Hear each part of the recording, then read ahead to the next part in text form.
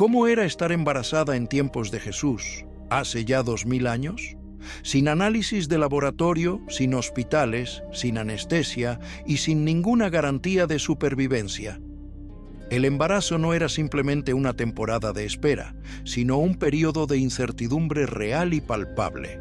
Hoy asociamos el embarazo con el seguimiento médico, la seguridad planificada y una serie de controles que reducen el riesgo a niveles mínimos.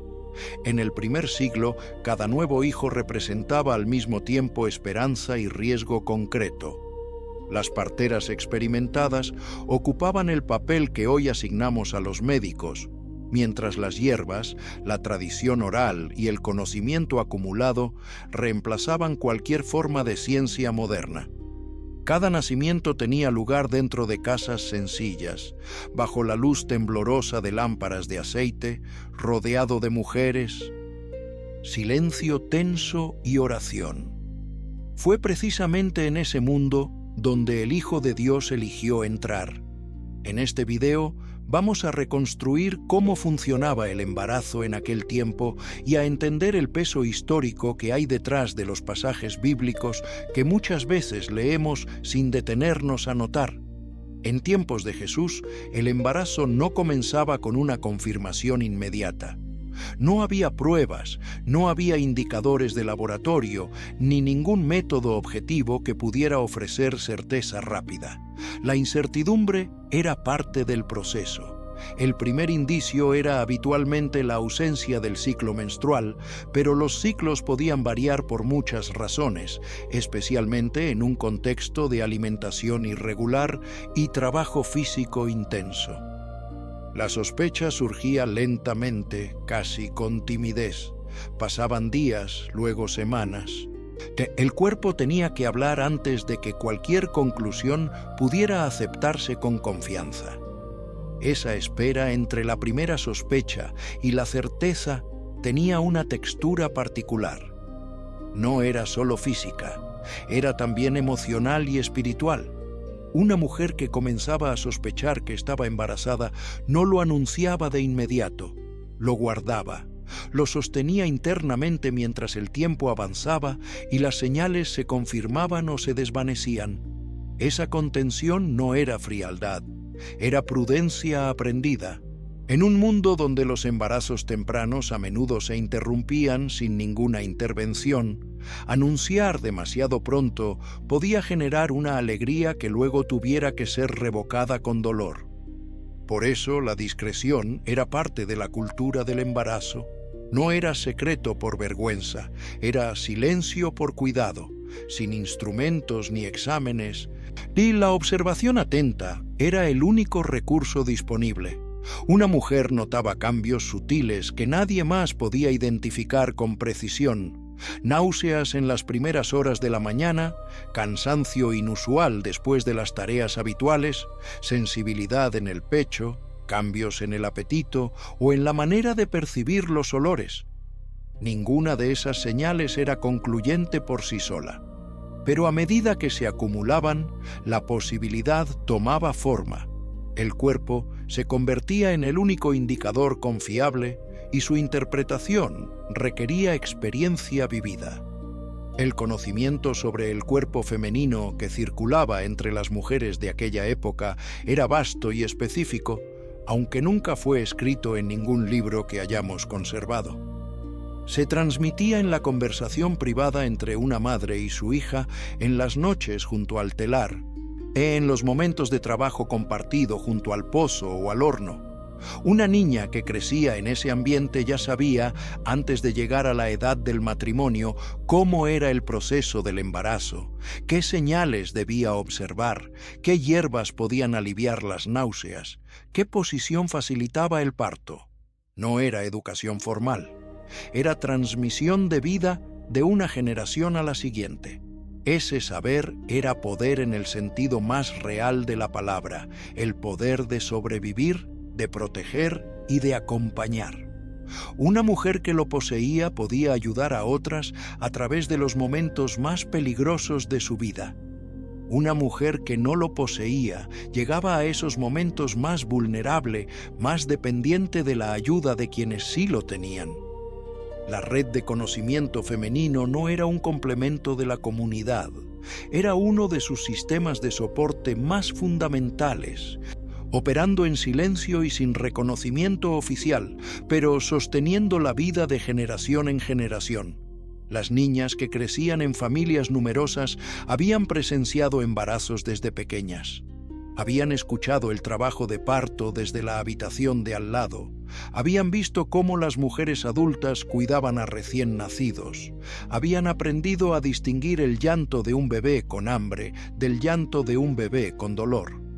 Cuando llegaba su propio momento, llegaban con una comprensión corporal y emocional de lo que se avecinaba, construida a lo largo de años de observación atenta. Ese conocimiento incorporado era una forma de preparación que ningún texto escrito podía reemplazar, porque era vivido y no solo transmitido en palabras. En ese punto entraba en escena el conocimiento femenino colectivo. El embarazo era un asunto de mujeres y discutido en ambientes reservados, lejos de la exposición pública. Se consultaba a madres, tías y vecinas mayores. No tenían libros ni registros médicos, pero cargaban décadas de observación práctica. Sabían reconocer patrones, comparar síntomas y ofrecer orientación basada en la memoria acumulada de muchos nacimientos anteriores. La confirmación llegaba menos desde una prueba objetiva y más desde un consenso silencioso entre mujeres que ya habían recorrido ese camino. El Evangelio de Lucas preserva un detalle revelador de ese mundo. Cuando María visita a Elizabeth, ambas embarazadas, el reconocimiento no depende de un anuncio formal. No hay un momento en que María diga «estoy embarazada» y espere la reacción de la otra. El reconocimiento ocurre de otra manera, más profunda, más inmediata. Elizabeth siente el movimiento de su propio hijo y comprende al instante lo que está ocurriendo. Esa escena no es solo milagro, es también retrato de un mundo donde las mujeres habitaban su corporalidad con una conciencia muy diferente a la que la modernidad ha producido. El cuerpo era un lugar de percepción, de comunicación y de conocimiento, no solo un instrumento que cumple funciones. Y dos mujeres que compartían la experiencia del embarazo podían reconocerse en ese territorio compartido sin necesidad de palabras. Elizabeth identifica la condición de María y responde con una comprensión inmediata. Esa escena revela que el embarazo se entendía dentro de un entorno femenino, de percepción compartida y conciencia corporal. El vientre no era simplemente biología, era una señal visible de promesa y responsabilidad. Pero junto con la expectativa llegaba algo más difícil de nombrar. La alegría inicial se mezclaba con una tensión silenciosa. Traer vida significaba adentrarse en un territorio incierto. El embarazo no comenzaba con una prueba positiva ni con una celebración pública. Comenzaba con silencio, observación cuidadosa y aprensión contenida. Pero descubrir el embarazo era solo el principio, porque en el mundo de Jesús, cada gestación cargaba una pregunta silenciosa que nadie se atrevía a ignorar. ¿Sobreviviría la madre? Esa pregunta no era melodramática ni excepcional.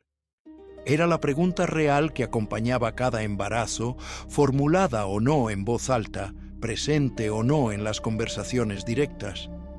Todos los que habían vivido lo suficiente en una aldea de Galilea conocían a alguien que había perdido a su madre en el parto o a una madre que había perdido a su hijo en los primeros días de vida. La pregunta existía porque la realidad que la generaba existía y negarlo no la hacía desaparecer. En el mundo antiguo, el embarazo nunca se recibía con celebración despreocupada. Traía alegría, pero también cargaba una sombra silenciosa que cada familia entendía. La mortalidad materna era alta, aunque los números no se registraban como hoy. Bastaba caminar por cualquier aldea de Galilea para encontrar hogares donde una mujer había muerto en el parto. La memoria de esas pérdidas permanecía viva dentro de la comunidad, transmitida en historias susurradas y en miradas que se desviaban cuando el tema surgía. Dar vida era también acercarse peligrosamente a la propia fragilidad. Las hemorragias posparto eran una de las mayores amenazas. Sin conocimiento del control del sangrado, sin medicación efectiva y sin la posibilidad de una transfusión, una mujer podía perder la vida en cuestión de horas. La sangre, que en las escrituras representaba la vida misma, se convertía en señal de urgencia. Si el flujo no se detenía, poco podía hacerse más allá de compresas improvisadas y oración persistente. A menudo, el silencio que seguía a un nacimiento indicaba que algo estaba mal, y todos sabían cómo interpretar ese silencio. El duelo por una madre que moría en el parto tenía una dimensión comunitaria que hoy resulta difícil de imaginar. La aldea entera lo sentía. La mujer que había muerto era conocida, era vecina, era parte de la red de mujeres que se sostenían mutuamente en los trabajos más duros. Su ausencia dejaba un vacío que no era solo íntimo, sino también práctico. Faltaba una mano que hilaba, una voz que aconsejaba a las más jóvenes, una presencia que sostenía otros hogares. El bebé que quedaba vivo sin madre enfrentaba una situación especialmente precaria. Dependía de otras mujeres de la familia o de la comunidad que pudieran amamantarlo o alimentarlo de alguna manera alternativa. No siempre era posible, no siempre había quien pudiera hacerlo. La muerte materna no era solo una pérdida personal, era un golpe al tejido entero de la vida comunitaria. Las infecciones eran igualmente temidas. El entorno del parto no conocía nada semejante a la asepsia moderna. Los trapos reutilizados, las herramientas simples y las manos que habían trabajado durante todo el día participaban en el momento más delicado del cuerpo femenino. Una fiebre que aparecía en los días siguientes podía significar una infección interna. Sin antibióticos, la condición avanzaba con rapidez. Lo que comenzaba como debilidad podía terminar en muerte. Una casa que había celebrado días antes podía sumirse repentinamente en un duelo inesperado. También existían complicaciones relacionadas con la posición del bebé. Si el niño no estaba correctamente orientado, el trabajo de parto podía extenderse durante horas agotadoras. Las parteras experimentadas intentaban reposicionar, guiar y apoyar el cuerpo de la madre, pero sus recursos eran limitados. La intervención quirúrgica segura no existía. Una cesárea, cuando se realizaba, era casi siempre un intento desesperado de salvar al bebé después de que la madre había fallecido. El parto, por lo tanto, no era simplemente un proceso biológico. Era un límite real entre la vida y la muerte. Las mujeres que habían pasado por muchos partos y habían sobrevivido a todos ellos eran vistas con una mezcla de respeto y admiración. Cada nacimiento exitoso era una victoria sobre unas probabilidades que nadie calculaba en números, pero que todos sentían en el cuerpo.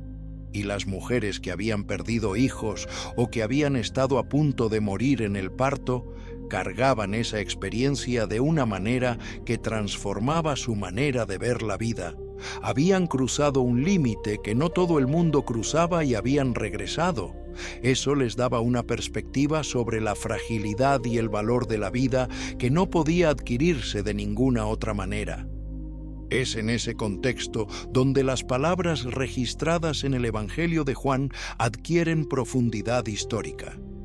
Cuando Jesús afirma que una mujer, al dar a luz, te siente angustia porque ha llegado su hora, no usa una metáfora distante. Sus oyentes sabían exactamente qué significaba esa hora. Cada contracción iba acompañada de una respiración contenida, manos apretadas y oraciones susurradas. Cada pausa que se prolongaba demasiado aceleraba los corazones. El embarazo era una bendición, pero también una amenaza concreta. El parto no era simplemente dolor soportable, era la posibilidad real de una despedida, y precisamente por ese riesgo constante surgía en ese mundo una figura esencial, la partera, cuya presencia podía significar la diferencia entre la vida y la tragedia. En un mundo donde el embarazo caminaba junto al riesgo, la presencia de la partera no era un detalle secundario, sino una necesidad vital. Estas mujeres ocupaban una posición de autoridad práctica dentro de la comunidad. No tenían formación académica ni instrumentos sofisticados. Sin embargo, cargaban un conocimiento acumulado a lo largo de muchos años. Aprendían observando a otras parteras, acompañando nacimientos desde jóvenes, memorizando señales, patrones y las reacciones del cuerpo femenino bajo presión extrema. Ese conocimiento se transmitía oralmente de generación en generación. Reconocer señales de peligro era parte de esa experiencia. Sangrado excesivo, trabajo de parto prolongado más allá de lo esperado, fiebre en las horas que seguían al nacimiento. Cada señal requería una decisión rápida. La partera tenía que actuar con firmeza, incluso sin garantías. Ajustaba la posición de la madre, guiaba su respiración y empleaba técnicas físicas para facilitar el descenso del bebé. Conocía hierbas calmantes, compresas tibias y métodos tradicionales que podían aliviar el dolor o contener un sangrado leve. Su principal recurso era la observación atenta y la presencia tranquila, que calmaba a todos en la habitación. La relación entre la partera y la familia que asistía era una de confianza construida a lo largo de años. No era una relación transaccional donde alguien venía, cumplía una función técnica y se marchaba. Era una relación de vínculo real. La partera conocía la historia de la mujer, sabía cuántos partos anteriores había tenido, recordaba cómo habían ido, qué complicaciones habían surgido. Ese conocimiento personalizado era parte de su capacidad para anticipar riesgos y responder con rapidez cuando algo salía de lo esperado. Una buena partera era un bien comunitario de gran valor y su reputación se construía nacimiento a nacimiento o a lo largo de toda su vida activa. Las escrituras confirman la antigüedad y la relevancia de ese papel. En el libro de Éxodo, Sifra y Púa son mencionadas por nombre como parteras hebreas. La preservación de sus nombres revela el reconocimiento social de su función. No eran figuras invisibles, eran mujeres respetadas, convocadas en los momentos críticos, recordadas por su coraje y su temor a Dios. La partera estaba presente cuando la vida comenzaba y frecuentemente también cuando la muerte amenazaba con interrumpirla. En el contexto del nacimiento de Jesús, aunque los evangelios no mencionan explícitamente la presencia de una partera, sería históricamente poco probable imaginar un nacimiento completamente sin asistencia, especialmente en una cultura donde el parto era un asunto comunitario femenino. Y la partera formaba parte de la estructura social que rodeaba cada embarazo. No era médica en el sentido moderno, pero era guardiana del umbral entre la vida y la muerte. Su papel era reconocido públicamente aunque no fuera remunerado con dinero ni formalizado en ningún título. Era reconocido de la manera en que las cosas más importantes solían reconocerse en aquella sociedad, a través del respeto, la confianza y el llamado.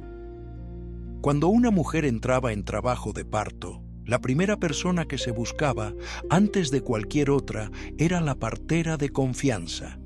Esa urgencia en buscarla decía todo sobre el valor que se le asignaba. No se la llamaba cuando no había más opciones. Se la llamaba desde el primer instante porque su presencia hacía que todo lo que siguiera fuera menos peligroso. El embarazo también involucraba mucho más que el cuerpo y la técnica. Comprometía la pureza, la ley, la alimentación y un marco espiritual que daba forma a cada etapa de la gestación. En tiempos de Jesús, el embarazo no era simplemente un fenómeno biológico. estaba profundamente integrado en la ley, en la práctica alimentaria y en la vida espiritual de la comunidad. Las restricciones alimentarias judías moldeaban el ritmo diario de cada hogar, y durante el embarazo esa vigilancia se volvía aún más rigurosa. Los animales considerados puros podían comerse. Los impuros se evitaban con cuidado. La preparación correcta de la carne, la eliminación completa de la sangre y la observancia fiel de las leyes alimentarias no eran simples hábitos culturales, sino expresiones concretas de la fidelidad a la alianza con Dios. La alimentación durante el embarazo también era objeto de atención especial. Las mujeres embarazadas necesitaban nutrientes que el cuerpo ordinario ya requería con urgencia, pero que la gestación multiplicaba. El hierro, la proteína y las calorías suficientes marcaban la diferencia entre un embarazo que transcurría con relativa salud y uno que debilitaba a la madre hasta dejarla sin fuerzas para el trabajo de parto. En una economía de escasez, garantizar esa nutrición adicional no siempre era posible. Las familias más pobres tenían menos capacidad de proveer la variedad de alimentos que un embarazo saludable requería. Esa realidad tenía consecuencias directas en la salud de la madre y del bebé. Las mujeres que llegaban al parto debilitadas por meses de alimentación insuficiente eran más vulnerables a las complicaciones. El cuerpo que da vida necesita haber recibido vida primero. Más allá de las prescripciones de la ley, también circulaban creencias protectoras populares. Ciertos alimentos se evitaban por temor a que pudieran dañar al niño. Los objetos y las palabras se elegían con cuidado. Ciertas oraciones se repetían. El embarazo era visto como un territorio vulnerable no solo físicamente, sino también espiritualmente. Proteger a la madre era también proteger la vida que se formaba en su interior. El cuidado comprometía al cuerpo y a la fe en una unidad indisoluble. Después del nacimiento comenzaba una etapa igualmente significativa. El libro de Levítico establece un período de impureza ritual para la mujer que da a luz. Ese tiempo no era un castigo, sino el reconocimiento de que el parto involucraba sangre, y la sangre pertenecía simbólicamente al ámbito de la vida concedida por Dios. Al terminar ese período, la mujer debía presentar una ofrenda en el templo, marcando su plena reintegración a la vida comunitaria. El Evangelio de Lucas registra que María ofreció 2 palomas. Ese detalle aparentemente simple revela su condición económica. La ley permitía esa ofrenda alternativa para quienes no podían costear un cordero. El nacimiento de Jesús ocurrió dentro de la observancia fiel de la ley y dentro de una realidad material modesta. Cuando llegaba la hora, el parto tenía lugar dentro de una casa sencilla, con paredes gruesas y piso de tierra apisonada. No había un cuarto preparado con equipos, ni instrumentos metálicos ordenados sobre una mesa. El espacio era el mismo donde se comía, se dormía y se desarrollaba la vida cotidiana. Las mujeres de la familia se reunían alrededor de la madre, formando un círculo de apoyo silencioso. Los hombres permanecían afuera. Ese momento pertenecía al ámbito femenino, protegido de la exposición pública y cargado de tensión contenida. La preparación del espacio para el parto comenzaba días antes de que la hora llegara. Las mujeres de la familia identificaban qué trapos serían necesarios, verificaban el estado de las lámparas de aceite, aseguraban el suministro de agua. No había una lista de verificación formal. Era conocimiento transmitido oralmente, guardado en la memoria de quienes ya habían participado en otros nacimientos y que sabían exactamente qué hacía falta. Esa preparación anticipada era parte del cuidado. No porque todo pudiera preverse, sino porque prepararse era la única forma de responder con algo más que pánico cuando llegara lo inesperado. El agua se calentaba en recipientes de barro. Los trapos limpios, reservados con anticipación, se colocaban al alcance de la mano. Una lámpara de aceite permanecía encendida, proyectando una luz temblorosa sobre las paredes y creando sombras que se movían con la llama. El aire se volvía pesado, una mezcla de calor, expectativa y respiración esforzada. La mujer adoptaba habitualmente una posición en cuclillas o de rodillas, sostenida por otras mujeres, permitiendo que la gravedad asistiera en el nacimiento. El cuerpo entero participaba en el esfuerzo. El dolor era intenso y prolongado. No había anestesia, ni manera de aliviar completamente el sufrimiento físico. El tiempo que pasaba entre el inicio del trabajo de parto y el nacimiento podía variar enormemente. Un primer parto podía durar muchas horas, incluso más de un día. Las mujeres que acompañaban a la madre no podían predecir cuándo llegaría el momento decisivo.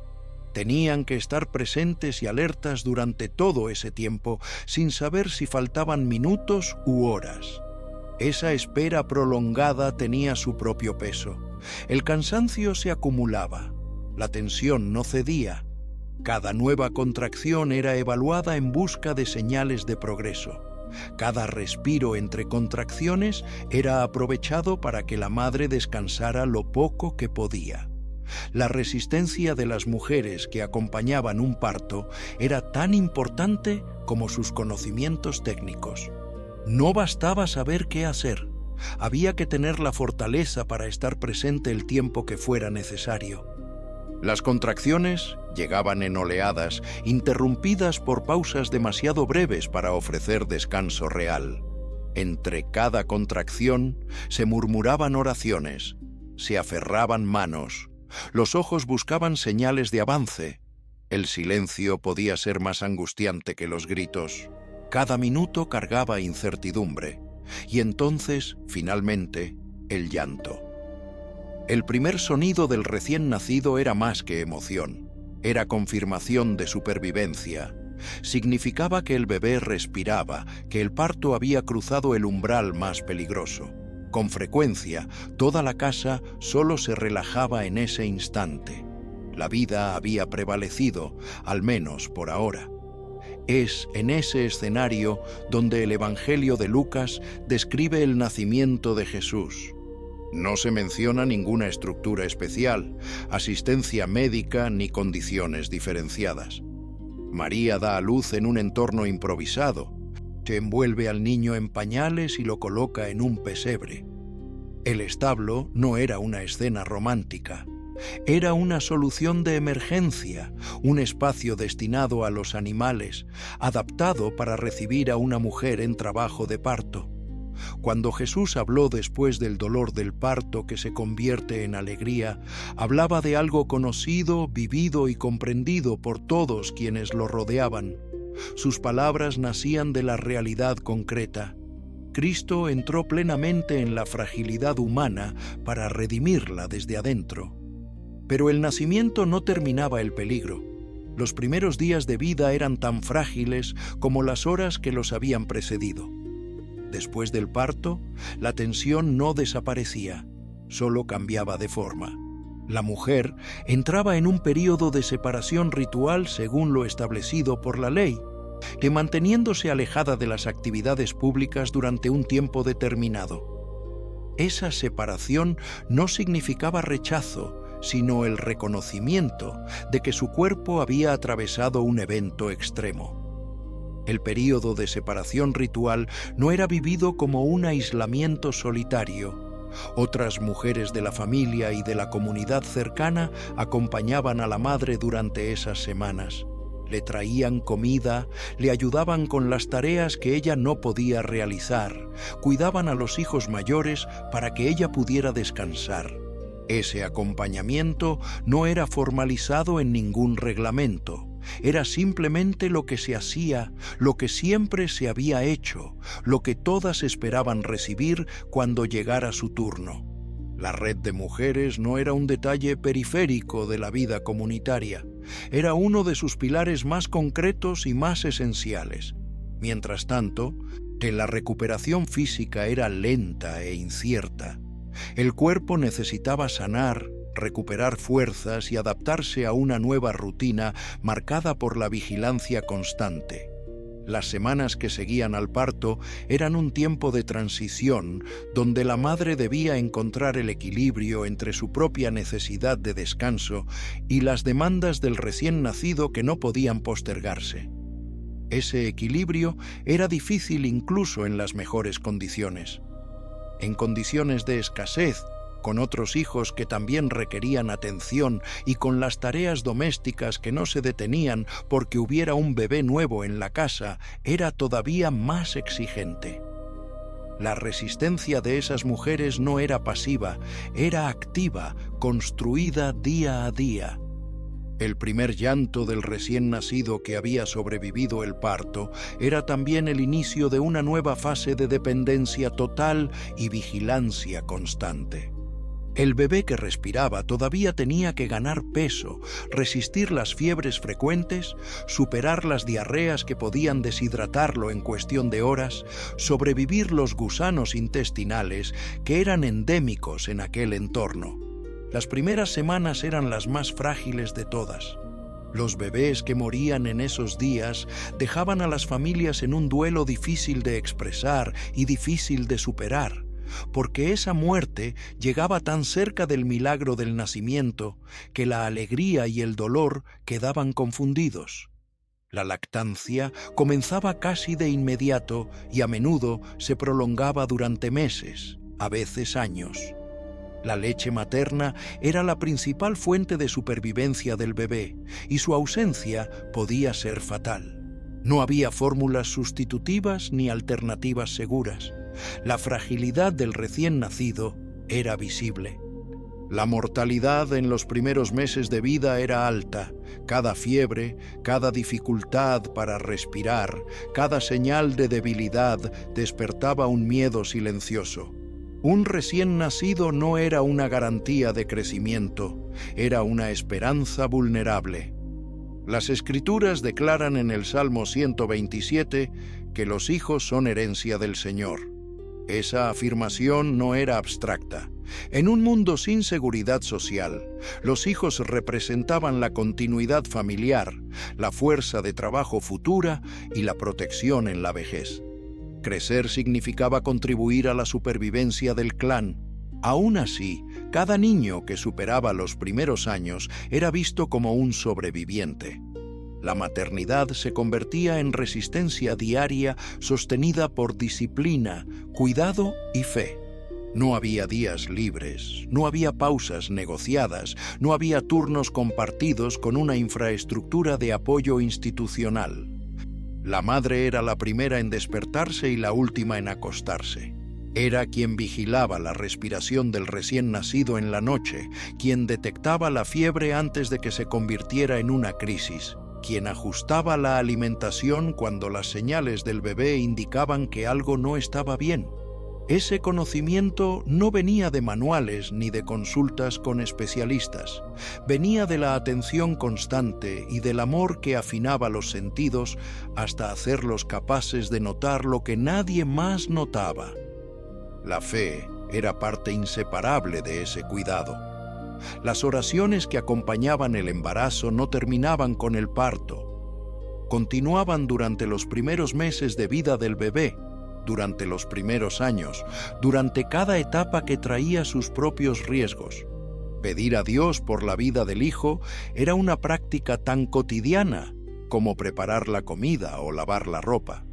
No era un recurso de emergencia al que se acudía solo cuando la situación se ponía grave. Era el hilo continuo que atravesaba cada día, reconociendo que la vida del hijo estaba en manos de alguien más grande y más confiable que cualquier esfuerzo humano, por intenso y dedicado que fuera ese esfuerzo. Los niños que sobrevivían los primeros meses crecían dentro de una economía familiar donde su participación comenzaba muy temprano. Desde pequeños aprendían a observar el trabajo de los adultos, luego a imitarlo, luego a hacerlo. No había infancia larga ni adolescencia extendida en el sentido moderno. El niño que llegaba a los 5 años ya era considerado capaz de contribuir con tareas pequeñas. El niño que llegaba a los 10 ya podía participar en trabajos más exigentes. Crecer era convertirse en un recurso real para la familia. Por eso, la muerte de un hijo, a cualquier edad, era una pérdida que afectaba no solo el corazón, sino también la capacidad de supervivencia del hogar. El duelo era real y profundo, pero también tenía una dimensión práctica que no podía ignorarse. El apóstol Pablo, escribiendo a los tesalonicenses, usa la imagen de una madre que cuida tiernamente a sus propios hijos para describir el afecto y la dedicación. Esa comparación tenía sentido porque todos entendían la intensidad de ese vínculo. El cuidado materno era constante, vigilante y sacrificial. Cada nacimiento era un milagro porque cada supervivencia desafiaba las estadísticas silenciosas de ese mundo. Para concluir, reflexiona. Al observar cómo era el embarazo en tiempos de Jesús, entendemos que cada nacimiento cargaba más que expectativa. Cargaba riesgo, dolor, incertidumbre y dependencia absoluta de Dios. El mundo bíblico no estaba protegido por tecnología ni por garantías médicas. Estaba sostenido por la tradición, la comunidad y la oración silenciosa ofrecida en medio de la fragilidad. Cada mujer que entraba en trabajo de parto cruzaba un límite real entre la vida y la muerte, y el llanto de cada recién nacido se celebraba como una victoria concreta. La historia del nacimiento de Jesús, leída dentro de ese contexto histórico real, deja de ser una narración pintoresca y se convierte en algo mucho más serio y más profundo. María no era una figura protegida por un escudo sobrenatural que la aislaba de la realidad humana de su tiempo. Era una joven que vivía dentro de las mismas condiciones que todas las mujeres de su aldea. Su embarazo ocurría en un mundo donde el embarazo conllevaba riesgo. Su parto ocurría en un mundo donde el parto podía ser fatal. La diferencia no estaba en que Dios la eximiera de esa realidad, sino en que Dios la acompañaba dentro de ella, sostenida por la promesa que el ángel había traído, pero también expuesta a todo el peso de la condición humana que esa promesa había decidido habitar. María vivió dentro de esa realidad exacta. No fue eximida de las limitaciones de su tiempo. Sintió el peso físico del embarazo, enfrentó un viaje difícil y dio a luz sin estructura, comodidad ni seguridad humana. El Dios eterno eligió iniciar la redención de la humanidad en el vientre de una joven judía insertada en ese mundo vulnerable. La encarnación no fue simbólica, fue histórica, física y arriesgada. Dios eligió nacer de una mujer en un mundo donde nacer era un acto de riesgo. Eligió llegar al mundo a través del mismo proceso incierto y peligroso que todos los seres humanos atravesaban. No hubo un nacimiento asistido por tecnología celestial que eludiera la fragilidad del parto humano. Hubo una mujer joven, un espacio improvisado, otras mujeres presentes, una lámpara de aceite y la misma incertidumbre que acompañaba cada nacimiento en aquella época. El llanto del niño Jesús fue el mismo tipo de llanto que celebraba cada supervivencia en las aldeas de Galilea. Un sonido humano en un mundo humano, cargado de todo el peso y toda la esperanza de la condición que Dios había decidido compartir. La historia de la salvación comenzó en el silencio de un embarazo ordinario a los ojos humanos, pero extraordinario a los ojos de Dios. Si este documental profundizó tu fe, amplió tu comprensión histórica de la Biblia y te ayudó a ver con nuevos ojos la realidad concreta en la que la historia de la salvación ocurrió, deja tu like, suscríbete al canal, comparte este video y escribe en los comentarios lo que más te impactó. Tu apoyo ayuda a que este mensaje llegue a más personas. Hasta el próximo video y que Dios te bendiga en todo tiempo y en todo lugar.